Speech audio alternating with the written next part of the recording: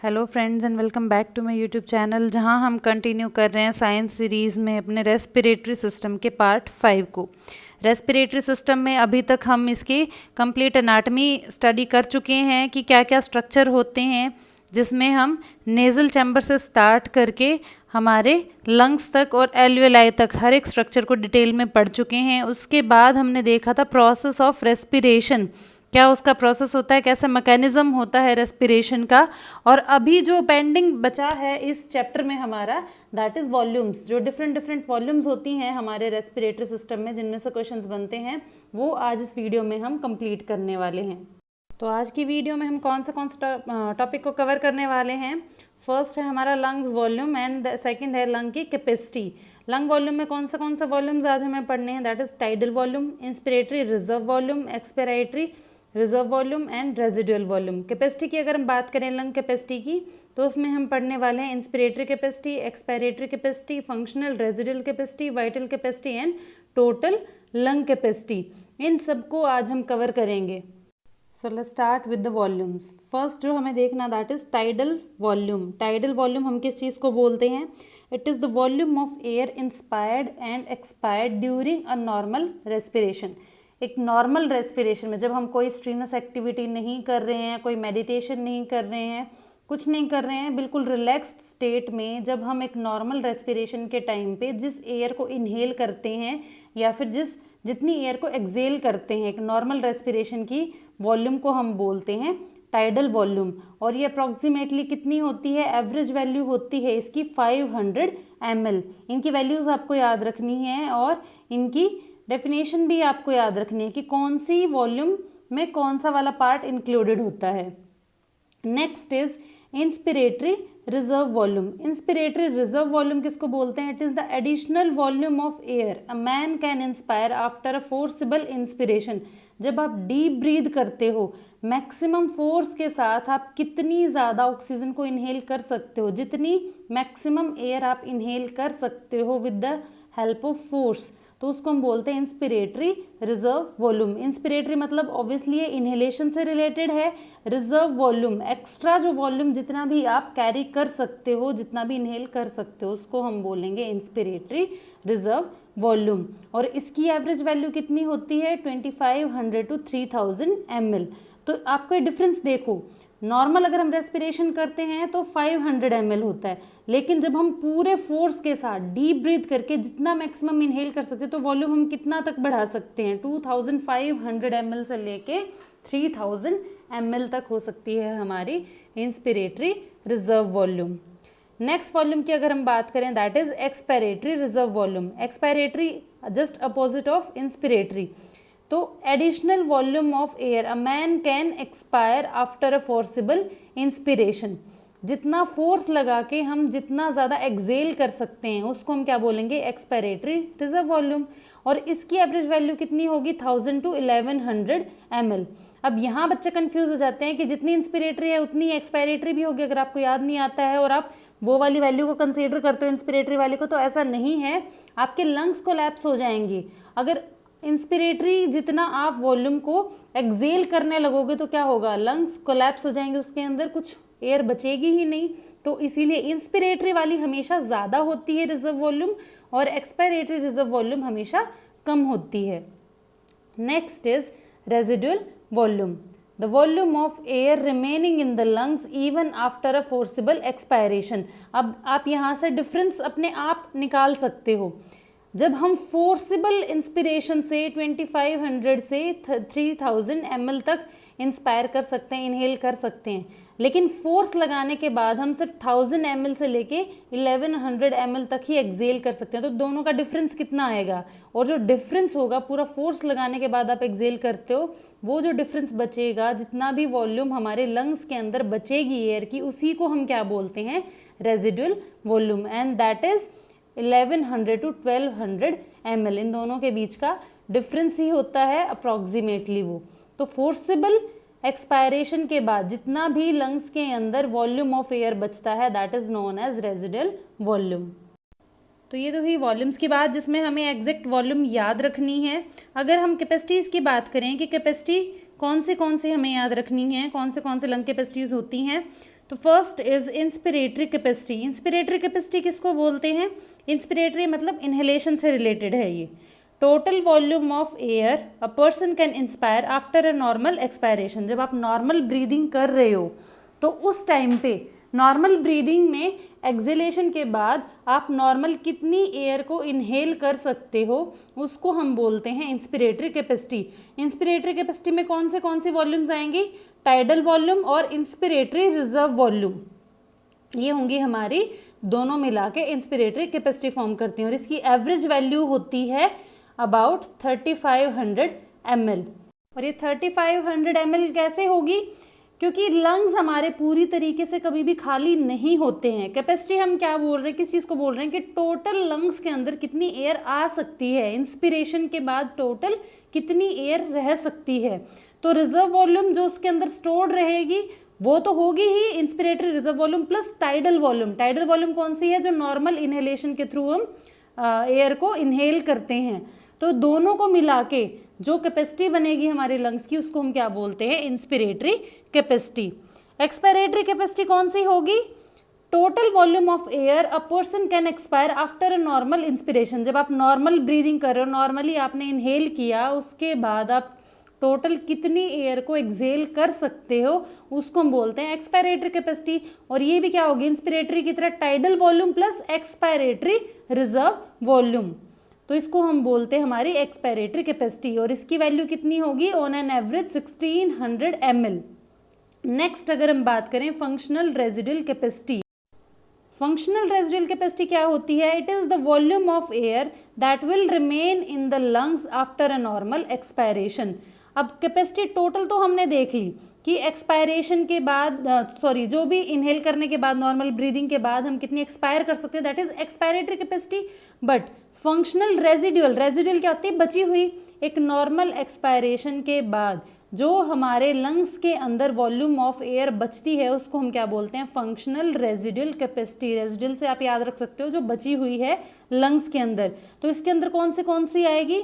इसके अंदर वॉल्यूम्स आएंगे हमारी एक्सपायरेटरी रिजर्व वॉल्यूम और रेजिडुअल वॉल्यूम। तो ये दोनों को मिला के बनती है हमारी फंक्शनल रेजिडुअल कैपेसिटी। और इसकी वैल्यू कितनी होती है? On an average 2300 ml। तो ये कैपेसिटीज और ये वॉल्यूम्स आपको याद रखनी है। नेक्स्ट अगर हम बात करें वाइटल कैपेसिटी की। वाइटल कैपेसिटी क्या होती है? It is the maximum amount of air a person can breathe out after a forced inspiration.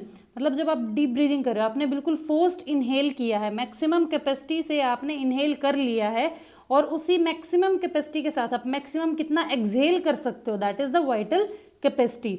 इसके अंदर सारी वॉल्यूम्स हमारी इंक्लूड होती हैं, हमारी expiratory reserve volume, tidal volume और inspiratory reserve volume. Vital capacity मतलब टोटल जो हमारा लाइफ का फोर्स लगा के हम एक्सपायर कर सकते हैं, that is vital capacity. Average value इसकी कितनी होती है? 4600 ml। अब अगर हम बात करें टोटल लंग कैपेसिटी की तो सारी की सारी वॉल्यूम्स उसके अंदर इंक्लूड हो जाती हैं। It is the total volume of air accommodated in lungs at the end of forced inspiration. Vital capacity में हम एक्सपायरेशन को कंसीडर कर रहे थे और टोटल लंग कैपेसिटी में हम किसको कंसीडर करेंगे? इंस्पिरेशन को, कि आपने पूरा फोर्स के साथ कितना मैक्सिमम एयर को इनहेल किया, प्लस उसके अलावा आपके लंग्स में ऑलरेडी भी रेजिडुअल वॉल्यूम थी और एक नॉर्मल इनहेलेशन वाली वैल्यू भी इसके अंदर ऐड हो जाएगी। तो टोटल ये सारी वैल्यूज़ को मिला के जो भी हमारी वॉल्यूम्स होंगी उन सब को मिला के हम क्या बोलते हैं? Total lung capacity. तो इसके अंदर RV, ERV, TV, IRV, VC या फिर आरवी जितनी भी हैं हमारी, रेजिडुअल वॉल्यूम है, इंस्पिरेटरी रिजर्व वॉल्यूम है, टाइडल वॉल्यूम है, एक्सपायरेटरी रिजर्व वॉल्यूम है, ये सारी की सारी इंक्लूड होती हैं हमारी टोटल लंग कैपेसिटी में। द एवरेज वैल्यू इसकी कितनी होती है? 5800 ml। जो टोटल लंग कैपेसिटी है that is equal to vital capacity. मतलब जितना हम मैक्सिमम इनहेल कर सकते हैं उतना ही मैक्सिमम एक्सहेल भी कर सकते हैं।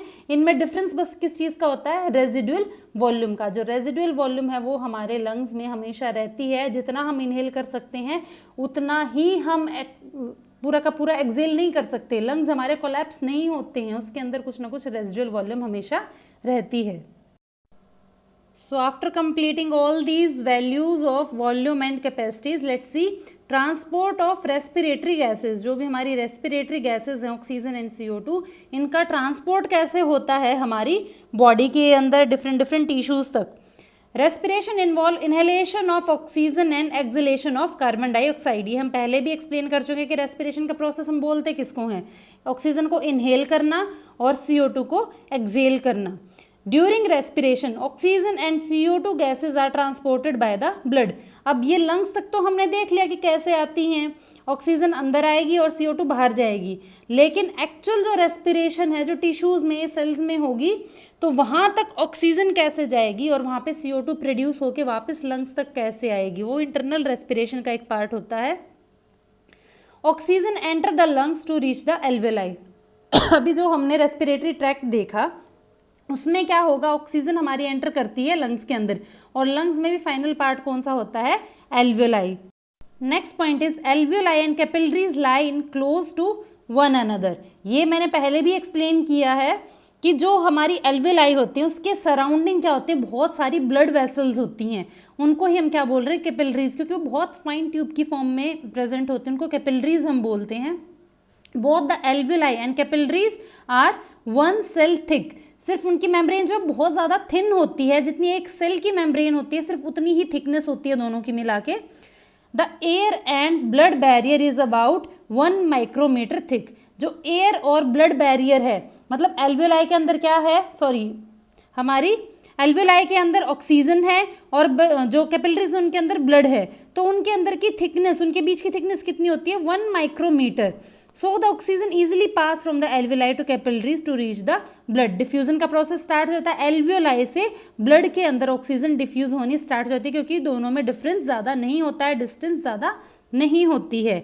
इन the same manner carbon dioxide to be exhaled enter the alveoli from the blood. इसी तरीके से क्या होता है, जब डीऑक्सीजनेटेड ब्लड के अंदर कार्बन डाइऑक्साइड की अमाउंट ज़्यादा होती है, एल्वेलाई के अंदर कार्बन डाइऑक्साइड कम होती है, तो क्या होता है, ब्लड वेसल से जो CO2 है वो हमारी एल्वेलाई के अंदर एंटर करना स्टार्ट कर देती है with the help of diffusion, and the oxygenated blood travel to heart and distributed throughout the body.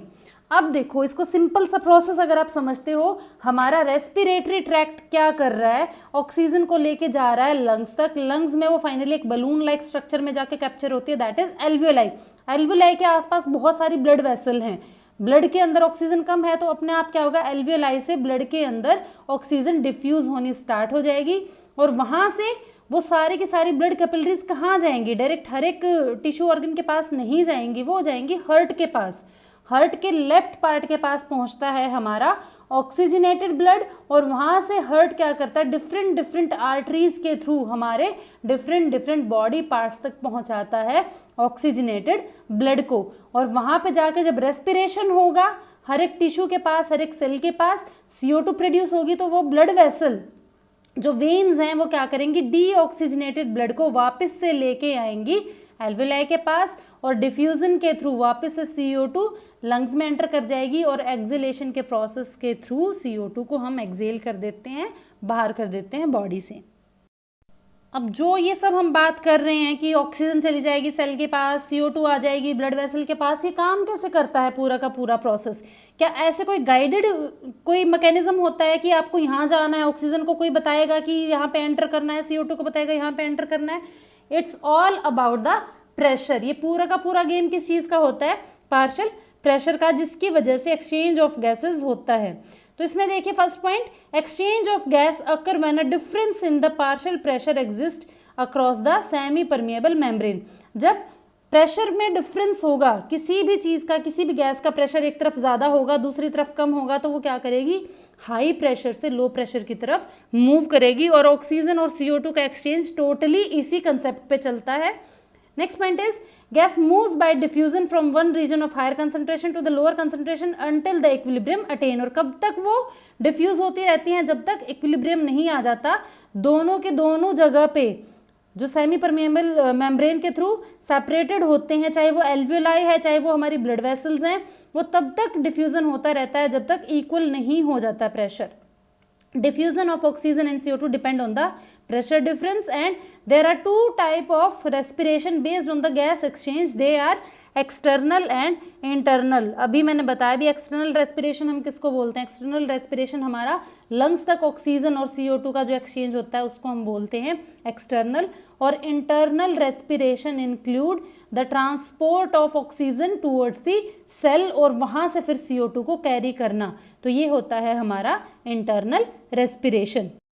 External respiration जिसको हम पल्मनरी रेस्पिरेशन भी बोलते हैं, इसके अंदर क्या क्या इंक्लूडेड होगा.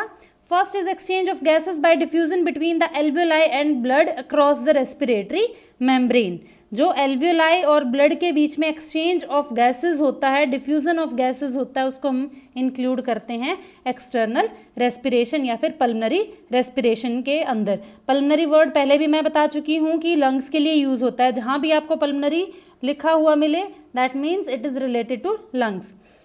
Each alveolar sac is surrounded by a network of capillaries and pulmonary artery bring venous blood contains high level of CO2 and low level of oxygen. Blood capillaries होती हैं बहुत सारी एल्वियोलाई के अराउंड. ये हम बार बार इस चीज़ को पढ़ रहे हैं.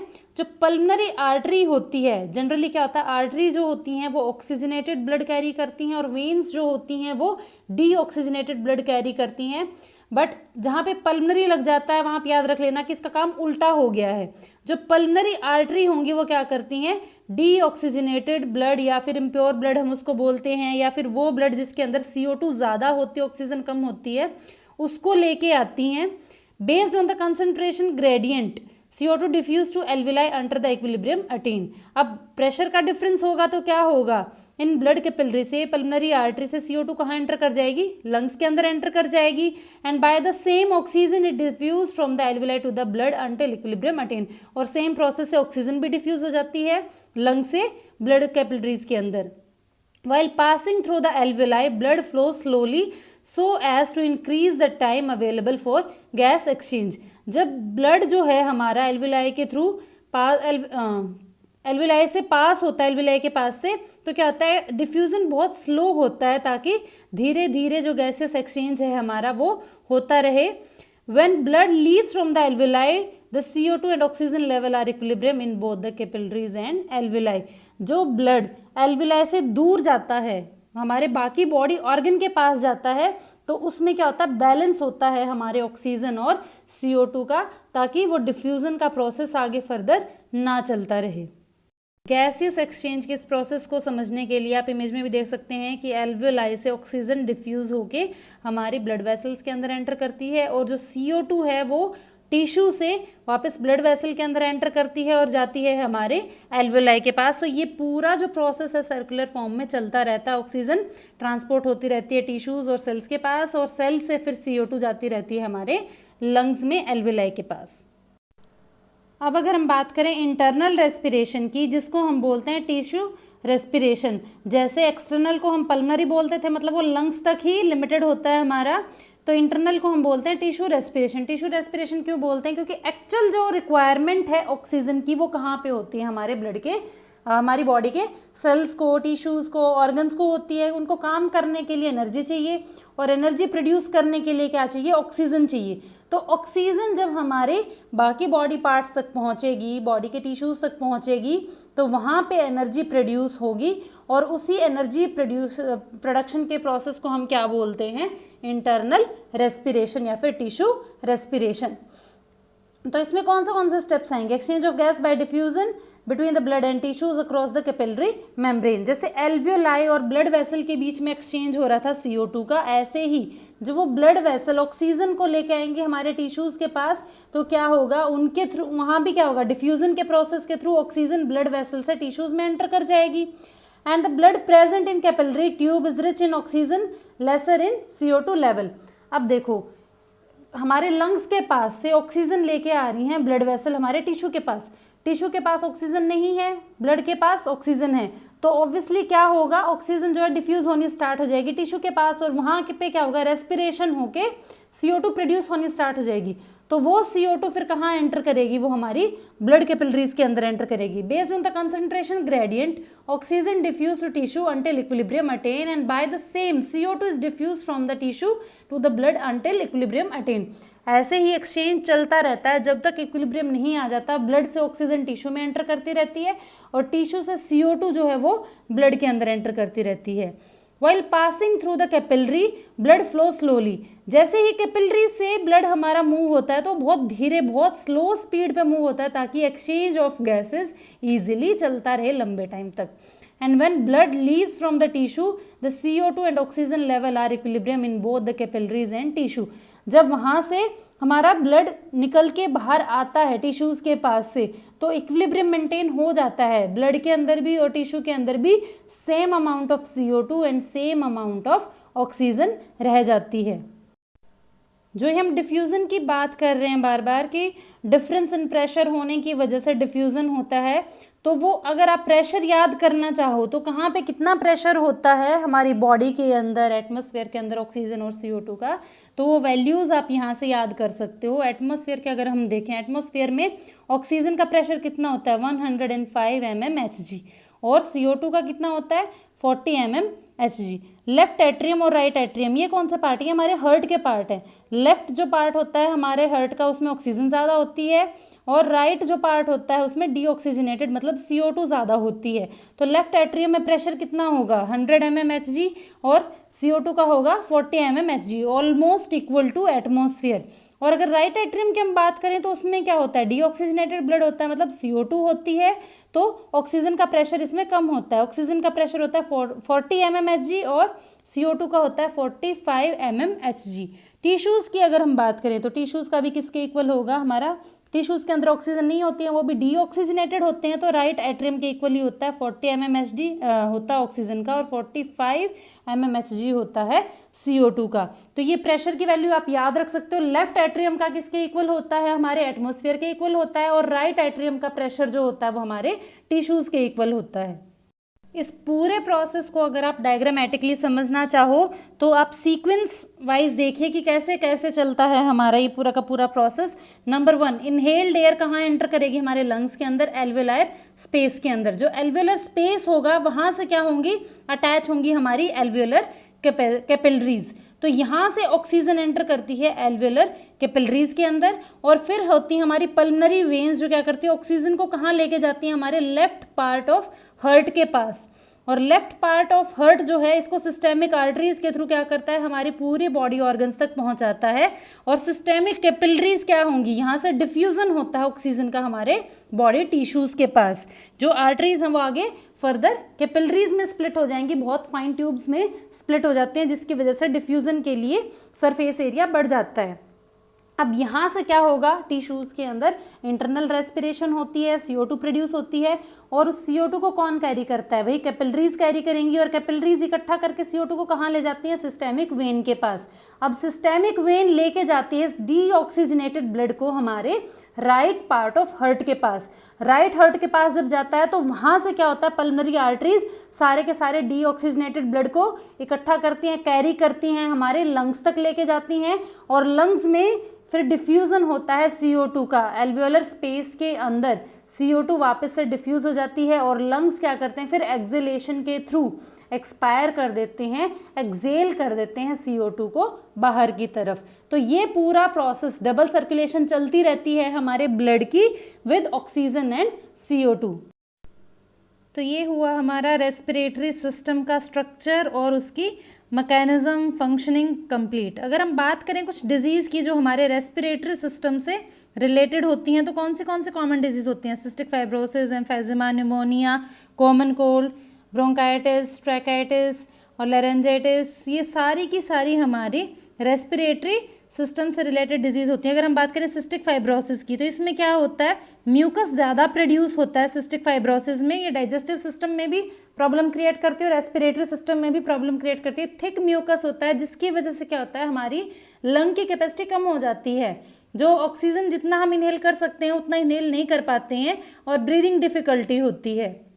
एम्फाइजीमा की अगर हम बात करें तो इसके अंदर क्या होता है, type of chronic obstructive pulmonary disease in which alveoli lose their elasticity. Emphysema में क्या होता है, एल्वेलाई की मैंने बात की थी तो तब बताया था कि एल्वेलाई क्या होते हैं, बलून लाइक स्ट्रक्चर होते हैं जो एक्सपेंडेबल होते हैं, एक्सपेंड हो जाते हैं, जितनी ज़्यादा उनके अंदर एयर जाएगी उतना ज़्यादा वो एक्सपेंड हो जाते हैं।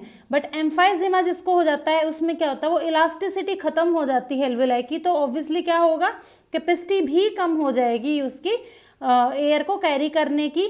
तो वो इलास्टिसिटी खत्म होने की वजह से टोटल जो लंग की कैपेसिटी है वो डाउन आ जाती है। और अगर बात करें निमोनिया की, निमोनिया में क्या होता है, एल्वेलाई के अंदर पस या फ्लूइड फिल हो जाता है, तो जिसकी वजह से क्या होता है, अगर पस या फ्लूइड फिल हो गया है एक तरह से कंजेशन वो कोज कर देंगी, और उस कंजेशन की वजह से एयर के लिए कोई स्पेस बचेगा ही नहीं, और जब एयर के लिए कोई स्पेस नहीं बचेगा तो गैसेस एक्सचेंज कहाँ से होगा, तो न्यूमोनिया जो है वो बच्चों में तो काफ़ी फेटल भी हो जाता है।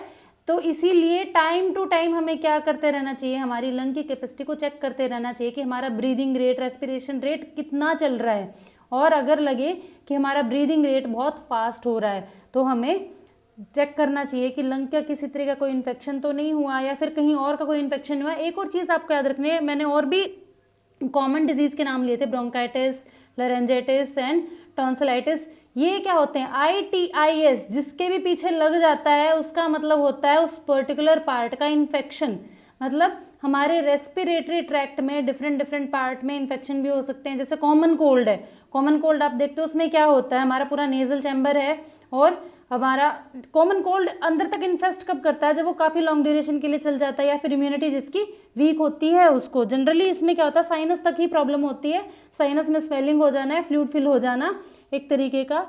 और स्नीजिंग जो होती है वो क्या होता है, एक तरीके का हमारा प्रिवेंटिव मैकेनिज्म होता है जो क्या करता है, किसी भी फॉरेन पार्टिकल को रेस्पिरेटरी ट्रैक्ट में एंटर करने से रोकने के लिए होता है कि कोई भी फॉरेन पार्टिकल अगर हमारी बॉडी सेंस करती है तो क्या करता है, स्नीजिंग स्टार्ट हो जाती है, जिससे क्या होता है वो फॉरेन पार्टिकल हमारी रेस्पिरेटरी ट्रैक्ट के अंदर एंटर नहीं कर पाता, वहीं से बाहर हो जाता है।